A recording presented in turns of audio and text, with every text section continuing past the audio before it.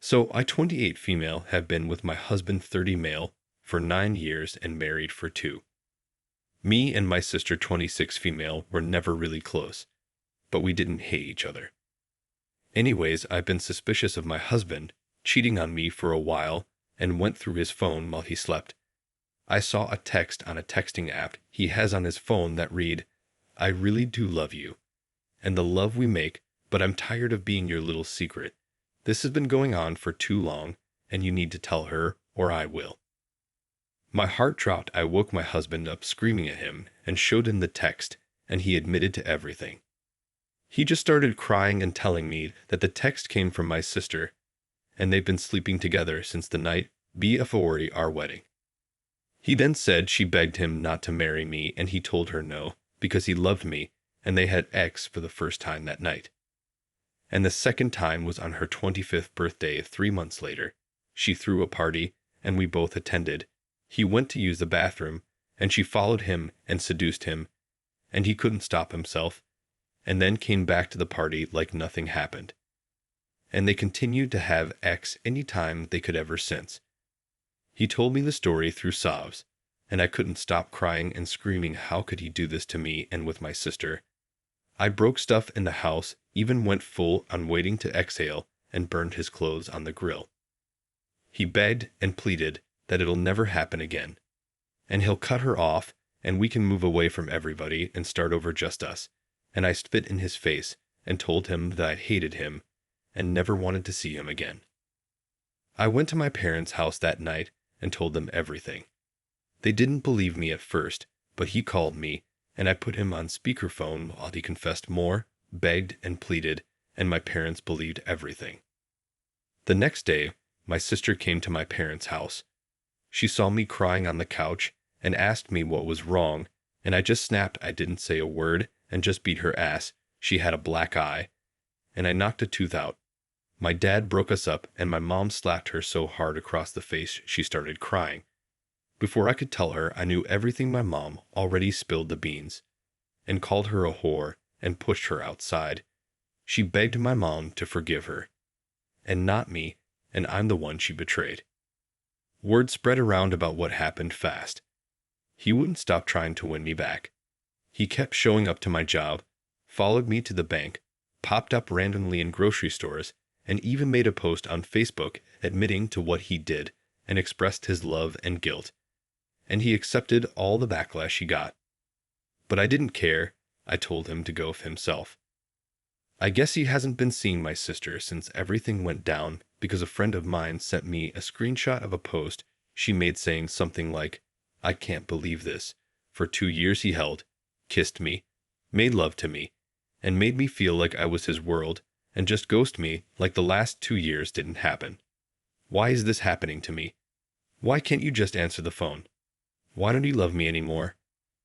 I guess people put 2 and 2 together, and she got a lot of backlash, and it wasn't too long before her post was deleted along with her Facebook. I was pissed. This bitch got a lot of nerve to cry about my husband. I drove to her apartment and tried to get her to open the door, but she called the police on me, so I left. She had to quit her job because her coworkers found out and shunned her. She had no more friends because they didn't trust her, and my parents refused to speak to or acknowledge her. Last Monday, on the 16th, I got a call saying my sister was dead, and it was suicide. I didn't know how to feel. I didn't want her to die, but I could care less about her well-being at the same time. We just got her suicide note, and she explained how she felt so guilty for falling in love with my husband and betraying me, but she couldn't help her feelings for him. She said she can't continue to live this way knowing everyone hates her and especially me, and she knows she shouldn't feel this way because I was the one that was betrayed. I don't believe it. I think the real reason she did it is because he doesn't want to see her anymore. I know my sister, and when she falls hard. Picture Cassie from Euphoria. Besides, since everything came to light, she would text him begging for him to talk to her, and sending voicemails about how she needs him, and to talk to her or she'll kill herself. My husband sent me a screenshot every time she texted, even let me listen to the voicemail. I don't plan on going to her funeral, And I don't plan on letting my parents hear that voice message because they're already parents a huge wreck. They won't bother me about not going, and they understand why. They will be paying for all the funeral arrangements.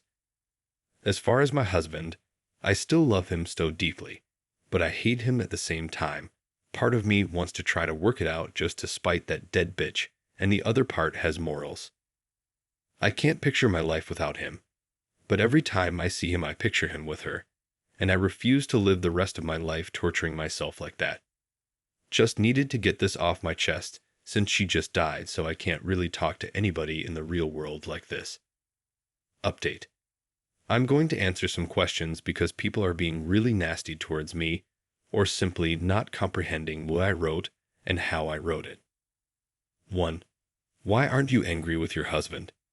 Why did he get off so easily? I am angry with him. I burned his clothes. I even spit in his face, and that is the most disrespectful thing you can do to a person. Was it wrong? Yes, but I did it. Plus, I'm 5'7", 140 elves to his 6'3", 230 elves. It is not physically possible for me to kick his ass the way I did my sister, who is the same height and weight as me. Also, he did receive a lot of backlash, but he chose to accept the backlash he got and face it head on. Most of this backlash came from people that know and love me. A lot of his male friends didn't shun him because they're men, I guess. His friends could care less that he slept with his wife's sister. I do still love him, because love doesn't just go away after 9 years together because of a heartbreak. But I will be divorcing him. And either courts will rule in my favor because of all the evidence I have from the cheating. 2. You and your family have been abusing your sister for years because you assaulted her and your mom slapped her. This one really got to me. No, my parents were never abusive towards me or my sister. We never got a spanking of any sort growing up. My mother slapping my sister was the first time she has ever laid her hands on anyone. Was it wrong? Yes, but talking about my mother like she's the devil incarnate for one slap to the face for an unforgivable act is nowhere near as bad as what I did to her. Yeah, I attacked her because, like I said in a comment, I reacted with a fit of rage. I saw red, and only red, hence why I spit in my husband's face. It was wrong to attack her, and it certainly isn't my proudest moment. I'm not a violent person, but I did choose violence because I have never experienced a hurt betrayal that's severe in that exact moment, and I thought with my emotions and not logic. I do feel bad for attacking her, and if I could change it, I would, but I can't. 3. You drove your sister to suicide by bullying her, and why did the community shun her, but not your husband? I didn't make this clear in my post, but I did not once bash or bully her online. The most I did to her was attack her in my parents' home. I was not behind any backlash she received for her actions. Did I try to stop the backlash? No, I didn't. I knew it was going on, and didn't care to stop it or defend her. I was not going to defend her for sleeping with my husband. I thought she should deal with the consequences of her actions. I guess the real reason for that, even I can admit, is because women are always the first to be slut-shamed. If you sleep with your sister's husband, you're a whore. If man sleeps with his wife's sister, then he's a cheating. I hate double standards as much as the next person. But people will always act them whether we like it or not. And no, she never tried to text or reach out to me to explain why she did it, or apologize, which is a main reason I didn't believe the note. 4. You went to her apartment. What we're going to do if she opened the door? I know what I would not have done. I had no intentions on attacking her physically again. I did that already. But I did have questions. I wanted to know why, how long, what was he not telling me that she can? I asked all these questions on the outside of the door, but I don't blame her for not opening the door because I wasn't knocking softly or asking my questions in a very nice tone. Once again, I had no intention on assaulting her again. And the reason I used a throwaway with a random-ass avatar is because the same people that shunned her are the same people that believes she was truly sorry because killing herself proves it, so I can't vent to everyone in the real world. Yes, my sister is dead, No, the grief didn't hit me yet. My husband isn't the only one that broke my heart and trust. My sister did too. She wasn't some random woman that didn't know he was a married man. She was my blood sibling that attended our wedding, slept with him the day before my wedding, and continued to do so. Call me evil all you want, but I don't believe she was sorry for what she did to me. I think she was sorry for not just getting caught, but the consequences that came with it. Because if I never went through his phone, I never would have saw that text, and never would have known. This could have went on with them for another 2+ years without me knowing a thing. She would still be alive, yes, but screwing my husband while waiting to have him all to herself. Also, I did type something really harsh, not going to retype it, but I do still love my sister, just as I still love my husband. But I won't be forgiving him for what he did to my family. And I'm not sure how anybody honestly got from my lack of grief that I was celebrating my sister's death. No, I am not glad she died, but I am not sad. That grief will hit sooner or later, but it will. And I made the decision to attend her funeral tomorrow. I'm not going with intentions to ruin everything or have a full-blown tantrum. People read a few sentences and think they know what type of person I am. Story 2. My husband admitted to me that he has been cheating on me with his cousin for a majority of our marriage. My husband's cousin recently was killed in a car accident 3 weeks ago. This has made my husband visibly depressed and a lot less like himself lately. Tonight when I got home from work, he had our 2 kids go spend the night at his mother's place and had made us dinner. After dinner, he sat me down and told me that I needed to prepare myself for what he was going to say. He then proceeded to tell me about his affair. To sum some things up, he essentially had been doing sexual things with his cousin. Since she seduced him when she 13 and he was 16, this sexual activities went on through their adulthood up until he started to date me. After we got married, things didn't happen between him or his cousin until around 4 years into our marriage, when she supposedly convinced him to continue their sexual activities on the side. We've been married for a little over 15 years for context. This has continued up until 3 weeks ago, as you can imagine. He told me to take it as I will, and he'll accept anything I choose to do considering our marriage. His cousin apparently was a lot more than just some sex fling. I've never would have expected my husband to be cheating.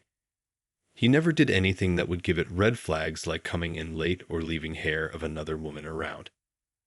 I'm at a standstill and not sure where to go from here. I haven't been able to say anything to him after he was so blunt about it. I'm still crying some now. I don't know where to go from where. Update. I want to first say that I appreciate all of the support I've received after posting my first post. I have thought a lot on the suggestions that I've been given and decided to go forward on some. I've talked with my mother about the situation, and she's agreed to take in my children until this situation is dealt with. I've also approached my husband about divorce and put my demands about wanting full custody of our children, as well as the house and other things. He hasn't put up a fight regarding any of those and has agreed to it. It's been really hard to swallow all of this, and I'm looking for a lawyer now to help with the divorce.